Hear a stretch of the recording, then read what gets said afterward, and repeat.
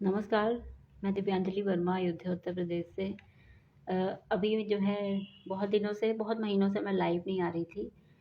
तो मैंने 9 महीने मतलब बहुत ही जम के भक्ति की, सुबह शाम दिन रात।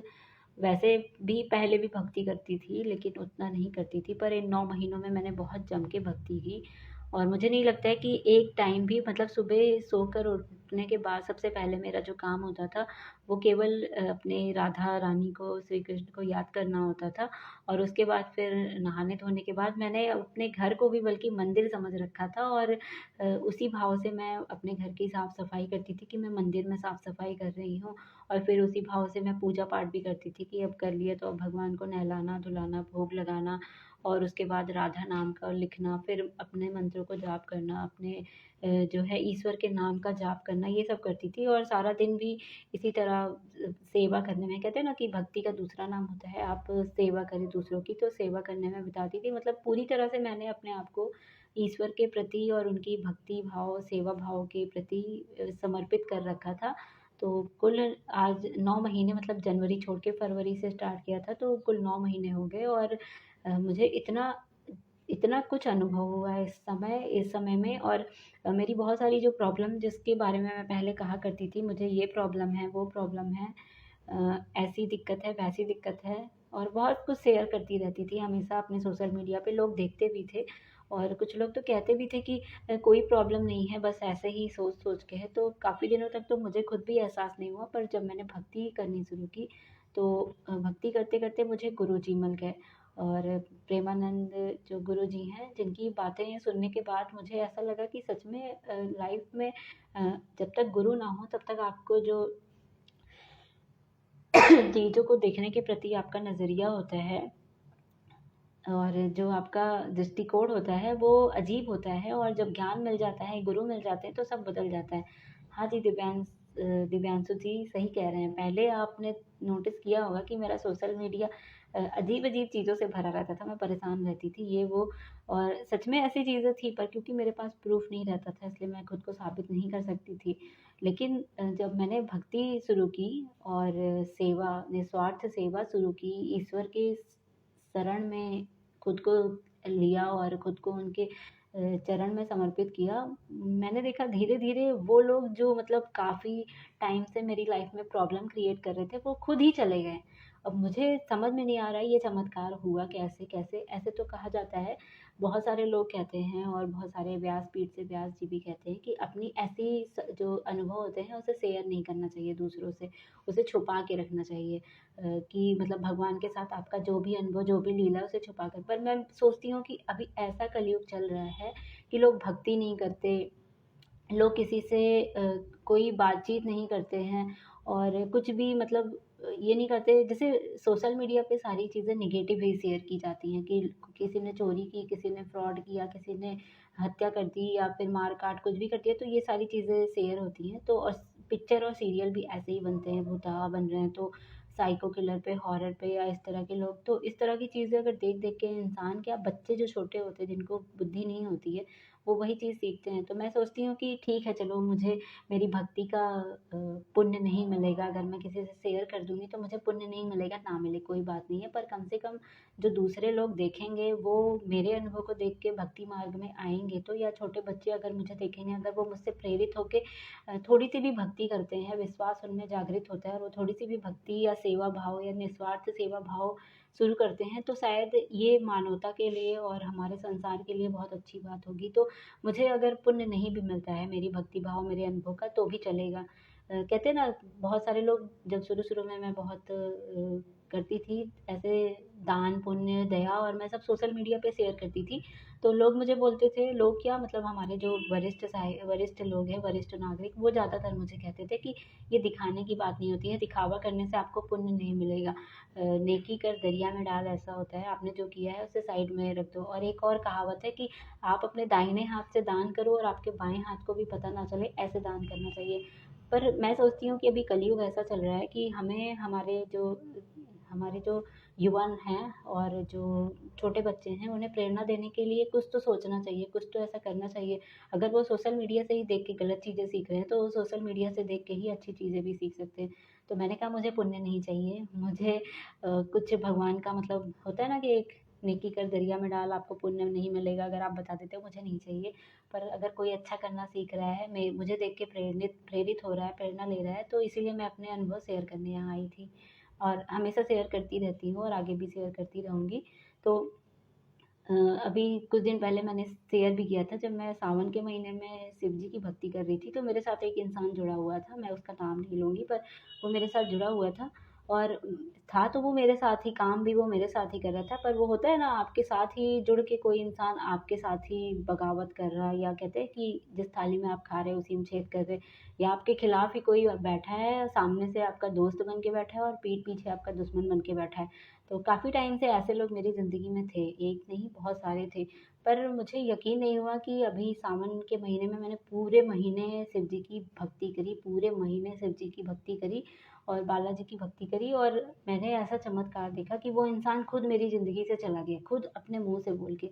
तो मुझे लगा कि जो मतलब इतने सालों में संभव नहीं हो सका था, वो भगवान की कृपा से उनकी शरण में जाने के बाद और भक्ति शुरू करने के बाद अगर इतनी जल्दी हो जाता है, तो मुझे लगता है कि आज के समय में हर इंसान के साथ एक ऐसा इंसान जुड़ा ही हुआ है जो मतलब उसके साथ, उसके सामने तो रह के ऐसे अपनेपन का दिखावा करता है, पर पीठ पीछे उसका ही जो है नुकसान करता रहता है या बुरा सोचता रहता है। जैसे मैं एग्जाम्पल के तौर पे कहना चाहूँगी, अभी बहुत सारे कांड जो हुए हैं सोशल मीडिया पे आपने देखे, जो पत्नी अपने प्रेमी के साथ मिलके अपने पति को मार देती, या फिर अपने जो महिलाएं अपने घर वालों को बुला के अपने सास ससुर को मार रही, और कुछ पति भी ऐसे होते हैं जो किसी दूसरी लड़की के चक्कर में जो है अपने दूसरी लड़की के चक्कर में अपनी पत्नी को परेशान करते हैं, टॉर्चर करते हैं, मारते हैं। तो ये सारी चीज़ें क्या है, ये भी तो वही है ना कि आप सामने से तो एक रिश्ते में हो किसी के साथ, उसके साथ रह रहे हो, पर पीठ पीछे आप उसका ही नुकसान कर रहे हो। तो एक तरह से हुआ कि सामने से अपनेपन का दिखावा करके पीठ पीछे उसका ही नुकसान कर रहे हो। तो अगर इस तरह की प्रॉब्लम है, तो मुझे लगता है मेरी प्रॉब्लम अगर दूर हो सकती है, तो दूसरे लोग की प्रॉब्लम भी भक्ति करने से दूर हो जाएगी। बस ये है कि भगवान पे विश्वास होना चाहिए। और व्यासपीठ से व्यास जी भी यही कहते हैं कि भगवान, और प्रेमानंद जी भी यही कहते हैं कि जब तक आप भगवान को खुद नहीं पुकारेंगे, भगवान आपकी मदद नहीं करेंगे।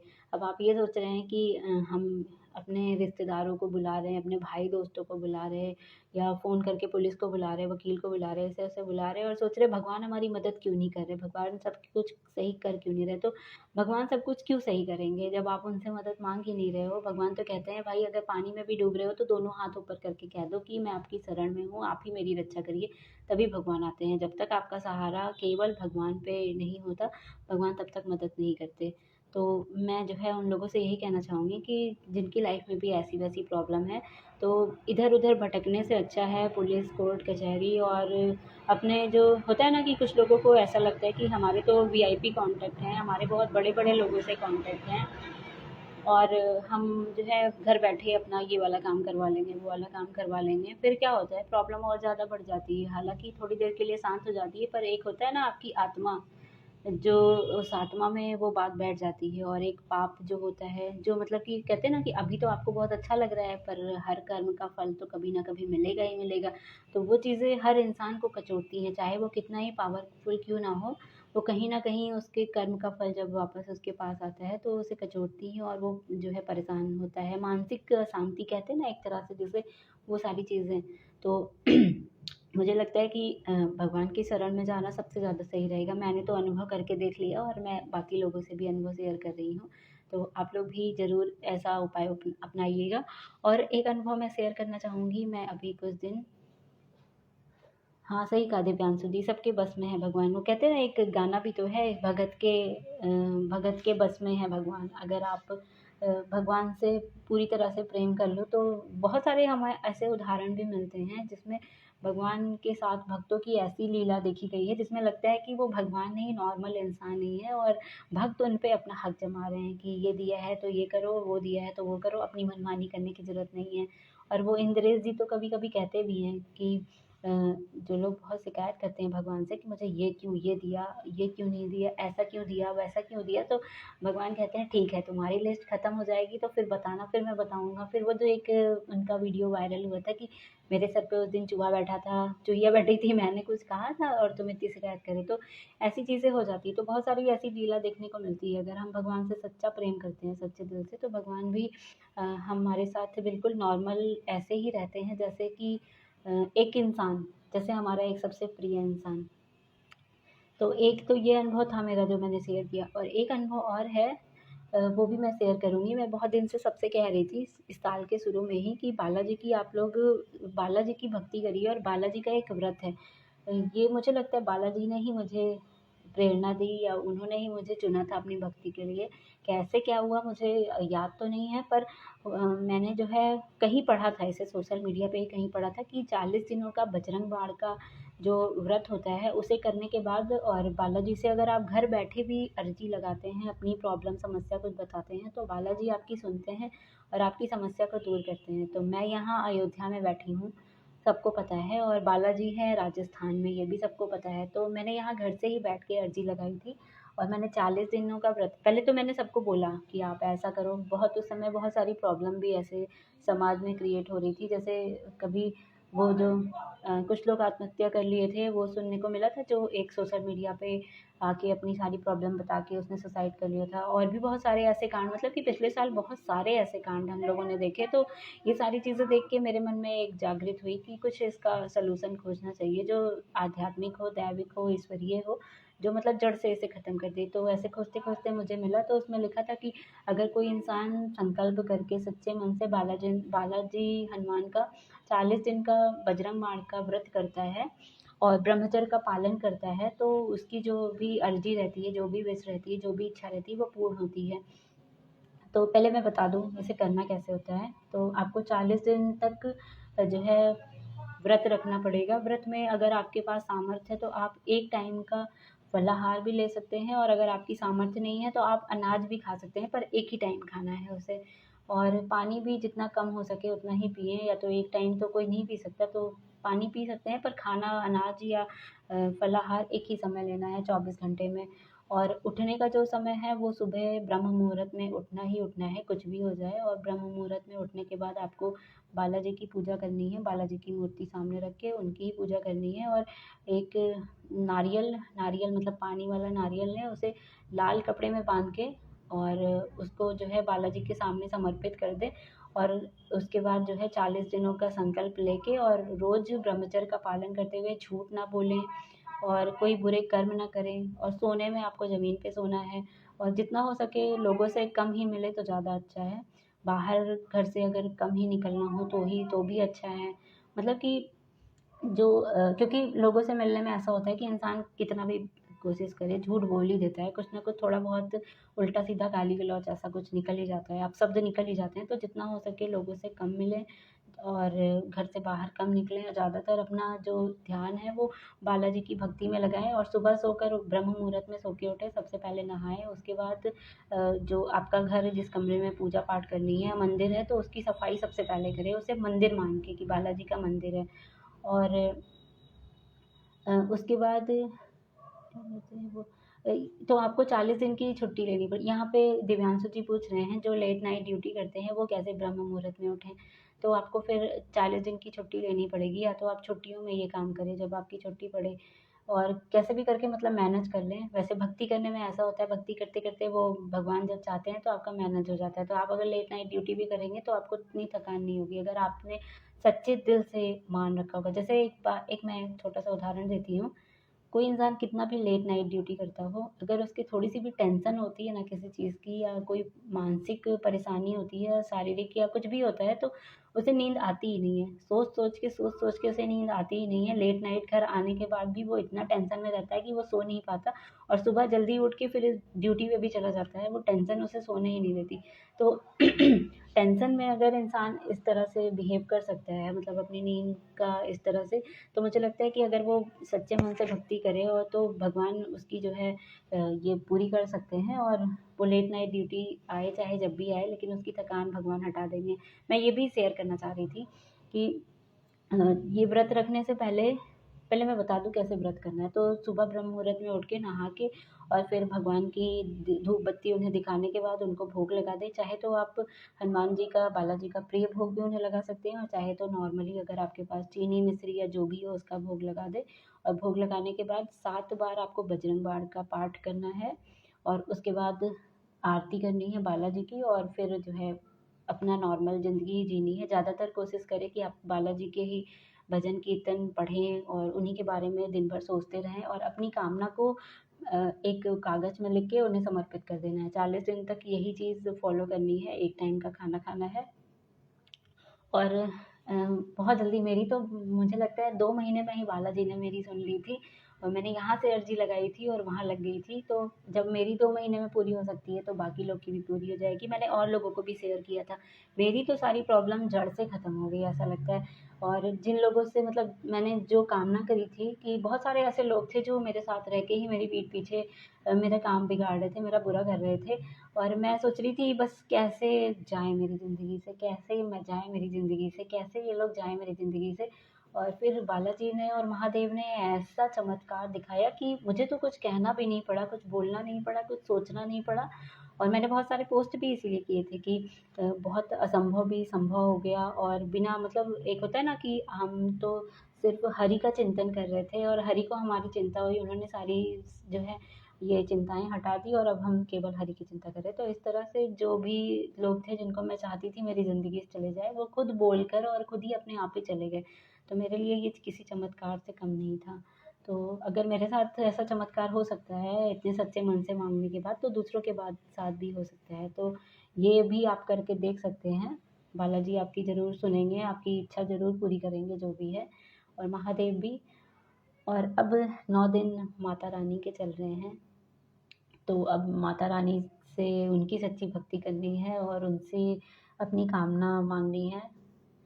तो उसका भी अनुभव शेयर करूँगी। और अभी पिछले दिनों मैं जो है शिवलिंग पे गंगा जल का जलाभिषेक कर रही थी, और और ध्यान करती थी, नाम जप करती थी। तो महादेव ने भी जो है 20 या 21 दिन में मतलब पितृपक्ष चल रहे थे उस पूरे दिन, और 10 दिन और मिला के, तो इतने दिनों में जो है महादेव ने भी मुझ पे बड़ी कृपा करी। और मेरा जो दृष्टिकोण था, मतलब एक होता है ना कि आपका जो चीज़ें आपको सामने से दिख रही हैं, दिखाई जा रही हैं, वो तो होता है। कभी-कभी क्या होता है कि होता कुछ और है, चीज़ों के पीछे का मकसद कुछ और होता है, सच्चाई कुछ और होती है, पर हम वो देख नहीं पाते हैं क्योंकि हमें तो कुछ और ही दिखाया जा रहा है, कुछ और ही बताया जा रहा है। तो उसको देखने के लिए, सोचने के लिए, जैसे होता है ना टीवी सीरियल में, तो हम वही देखते हैं जो हमें दिखाया जा रहा है सामने स्क्रीन पे, पर पर्दे के पीछे तो कुछ और ही बात होती है। तो रियल लाइफ में भी आजकल कलयुग में ऐसा ही चल रहा था। तो महादेव की ऐसी कृपा हुई कि लोगों के जो होते हैं एक षड्यंत्र रचना और तरह-तरह की बातें सोचना, ये वो सोचना, तो वो भी अब बहुत जो रियल सबका वो था, वो पता चलने लग गया। तो मुझे लगता है अगर मेरे साथ ऐसे चमत्कार हो सकते हैं इस कलयुग में, तो दूसरे के साथ भी हो सकते हैं। तो लोगों को एकदम सच्चे मन से अपने आप को भगवान के शरण में समर्पित कर देना चाहिए, और भगवान से ही माँगना चाहिए, भगवान से ही पूरी तरह से उन पर ही निर्भर रहना चाहिए, क्योंकि इस दुनिया में कोई भी ऐसा इंसान नहीं है जो आपके लिए कुछ करे और उसमें उसका स्वार्थ ना छुपा हो। बिना स्वार्थ के तो मुझे लगता है कि बहुत कम ही लोग होते होंगे जो ऐसा जो है किसी का भला सोचते होंगे, किसी का भला करते होंगे। ज़्यादातर लोग तो यही सोचते हैं कि मैंने तुम्हारा भला किया है तो अब इसके बदले में तुम मुझे कुछ भी दो, और अगर कुछ नहीं दे सकते तो सम्मान ही दो। मैं मतलब जहाँ मिलूँ वहाँ मेरी आओ भगत करो, मुझे दुआ सलाम करो, मुझे खाना-पीना पूछो, यही पूछो, लेकिन करो। तो इतना मतलब कि कहीं न कहीं हर इंसान का स्वार्थ छुपा ही है। कोई भी ऐसा नहीं होगा जो आपकी मदद करके और फिर अपने रास्ते आगे चला जाए, और आप फिर कहो कि पता नहीं किस रूप में आके भगवान मिल जाते हैं। ऐसा आजकल बहुत कम ही होता है, मुश्किल से ही होता है। या तो खासकर उनके साथ होता होगा जो सच्चे मन से भक्ति करते हैं और भक्त होते हैं। नहीं तो ज़्यादातर लोग तो ऐसे ही होते हैं, अच्छा ठीक है मैं तुम्हारी मदद कर रहा हूँ, लेकिन ज़रूरत पड़ने पे तुम्हें भी मेरी मदद करनी होगी, या फिर मदद नहीं कर सकते तो ठीक है, जहाँ मैं दिख जाऊँ वहाँ दुआ सलाम करना और खाना-पीना पूछना, और मतलब कि मेरा वो कहते हैं ना आओ भगत करना, ये सब। दिव्यांशु जी लिख रहे हैं, आप इतना सब कुछ कर रही हैं अध्यात्म में, वाक़ई युवाओं में इसकी कमी है। अनजेंडर्ड वेब सीरीज़ के ज़माने वाले लोग में एक बदलाव ज़रूरी है। सही कहा, पहले मैं भी बहुत वेब सीरीज़ देखती थी, आपको पता नहीं है। आप मतलब अभी आप मुझे जानते नहीं हैं पहले से। मैं मतलब इतनी एडिक्टेड थी ना कुछ चीज़ों की, जैसे मैंने बताया ना कि जब मैं 40 दिन का व्रत कर रही थी तो उसमें केवल एक टाइम का खाना खाना था।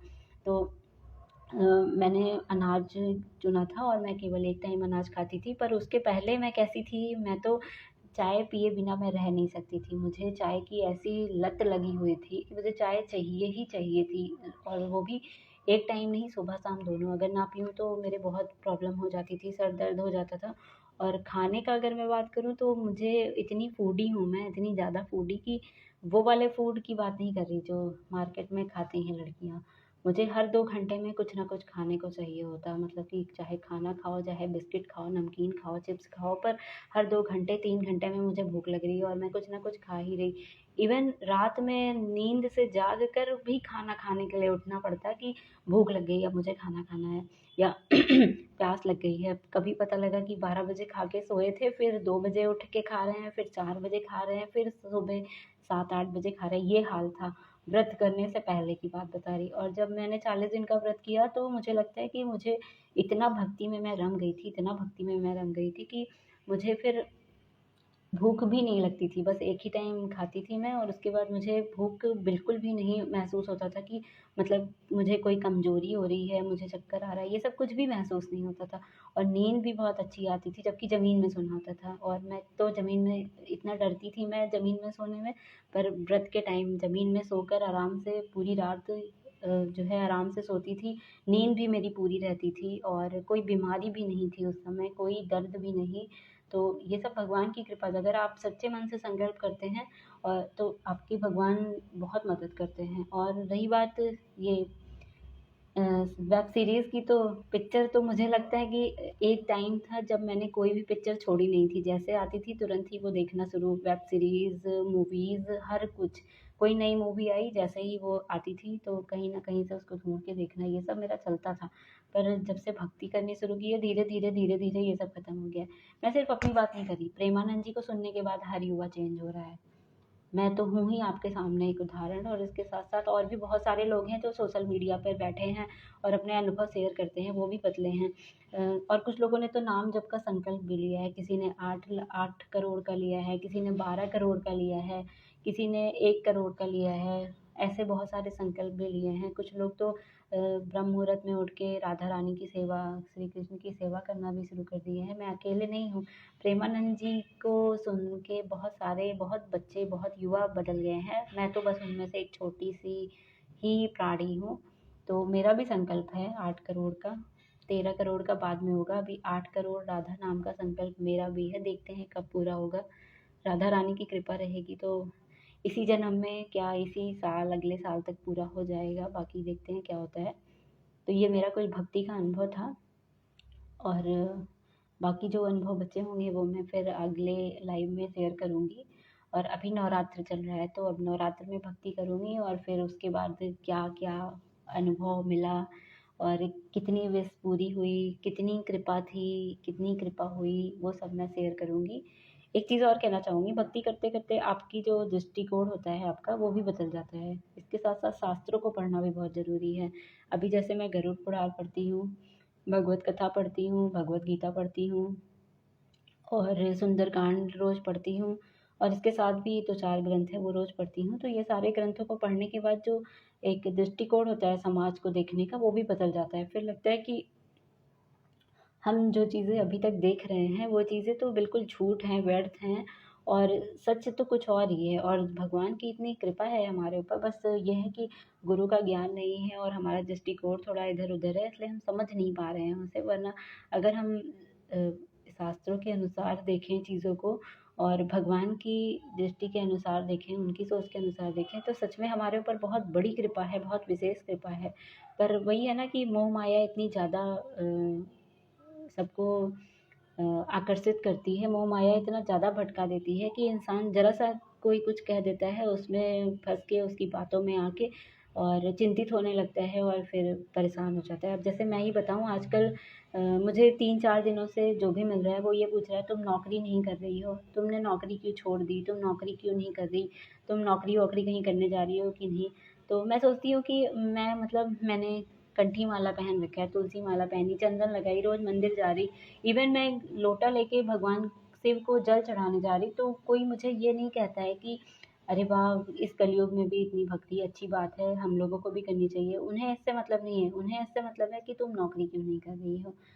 ये सब पूजा पाठ छोड़ो। कुछ लोगों ने तो मुझसे कहा भी कि अरे ये पूजा पाठ छोड़ो, इसमें क्या रखा है, नौकरी-वोकरी करो, पैसा कमाओ, या ये करो, वो करो, या फिर जो चीज़ें मेरे पास नहीं है उस पे प्रश्न करना, कि जो है होता है ना कि आपसे लोग वही चीज़ ज़्यादा पूछते हैं जो चीज़ आपके पास नहीं है या फिर थी और अब नहीं है, ऐसा प्रश्न करना। तो इंटेंशन जो भी उनकी होती हो, पर प्रश्न पूछने का तो वही मतलब होता है ना कि वो आपसे कहीं न कहीं सच जानना चाह रहे हैं, या आपको कहीं न कहीं ऐसा फ़ील कराना चाह रहे हैं कि आपके पास था और अब नहीं है, तो आप लो फ़ील करो या आपको थोड़ा दुःख हो, जिससे उन्हें खुशी हो। कलयुग में तो ये नॉर्मल सी बात है। बहुत सारे बच्चे इस पे अपना शेयर भी करते हैं कि रिश्तेदार ना हो या रिश्तेदार ना आएँ तो ज़्यादा अच्छा है, क्योंकि वो इस तरह के प्रश्न करते हैं। तो समझ ही गए होंगे मेरा कहने का मतलब। तो मैंने कहा कि नौकरी करना, भक्ति कर रही हूँ, ये लोगों को इतना अच्छा नहीं लगता है जितना ज़्यादा अच्छा ये लगता होगा कि मतलब नौकरी क्यों नहीं कर रही, और जो लड़कियाँ नौकरी करती हैं उन्हें कहते हैं क्यों कर रही है। तो एक चीज़ है ना हमेशा कि आज के ज़माने में लोग 4 बात तो कहेंगे ही, आप कुछ करो और आप कुछ ना करो, दोनों ही कंडीशन में। तो इसलिए अब मुझे लगता है कि जैसा कलयुग का समय चल रहा है, तो भक्ति करना बहुत ज़्यादा ज़रूरी है हर किसी के लिए, और एक प्रेमानंद जी तो हमारे हैं ही जो हर युवा को चेंज कर रहे हैं।